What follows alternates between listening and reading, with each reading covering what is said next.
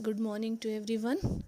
Today we will start our new chapter, that is chapter 13, The British in India, or in other words we can say the British rule in India.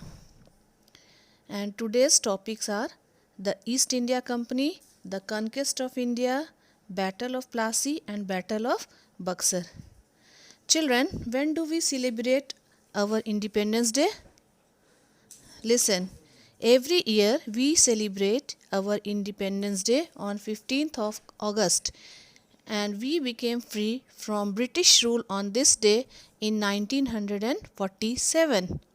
Now let's learn how the British came to India and ruled over our country. In order to gain control over the different countries of the world and colonize them, many European nations like Portugal, Holland, the Netherlands, France, and England set out to conquer regions in Asia and Africa. India was a very rich country. It was famous for its spices, cotton, silk, gold, indigo, precious stones, and other mineral ores. Spices were the most important item of trade. The first European to discover a sea route to India was a Portuguese explorer, Vasco da Gama. In 1498, he traveled around Africa, that is Cape of Good Hope, and landed at Calicut in Kerala. The Portuguese set up trading or business centers in Kozhikode and Kochi in Kerala. Soon the Dutch, the French, and the British traders followed the Portuguese and set up their trading centers in India.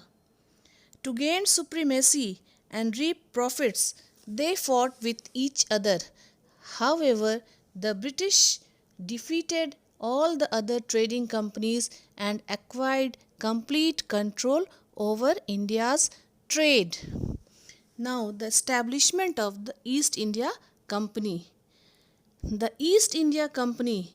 The British formed the English East India Company in the year 1600 for trading in India, and Queen Elizabeth I was the Queen of England and Ireland at that time. The first trading center was set up at Surat.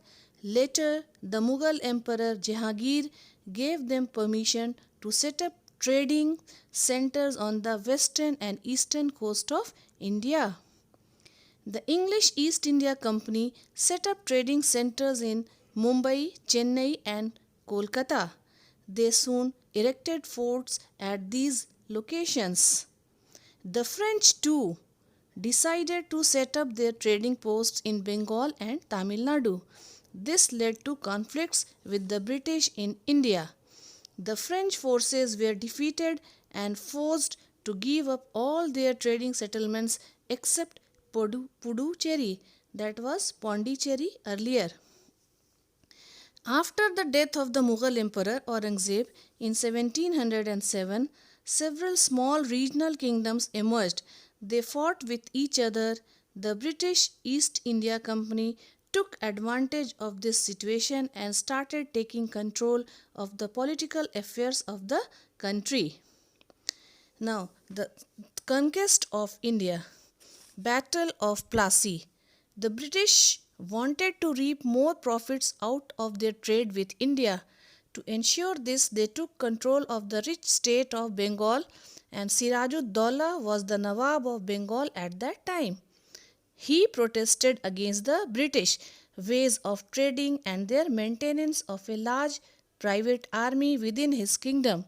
When the British refused to withdraw their armed forces, Sirajud-Daulah declared war against them, and in 1757 under Colonel Robert Clive, the British forces defeated Sirajud-Daulah's army.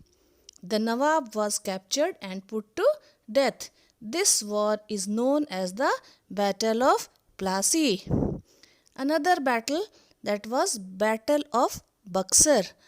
After Sirajud-Daulah's death, Bengal came under the rule of Mir Jafar. After him, Mir Qasim became the Nawab of Bengal, and Mir Qasim made an attempt to recover Bengal from the control of British. This enraged the British and they waged a war against the combined forces of Mir Qasim, Nawab of Awadh, and Mughal Emperor Shah Alam II. The combined forces of both the Nawabs and the Mughal Emperor were defeated at the Battle of Buxar in 1764. It was by winning this particular battle that the East India Company formally consolidated its position as a colonial power in India. Okay, children, rest of the topics we will learn in our next session. Till then, stay safe, stay tuned. Goodbye.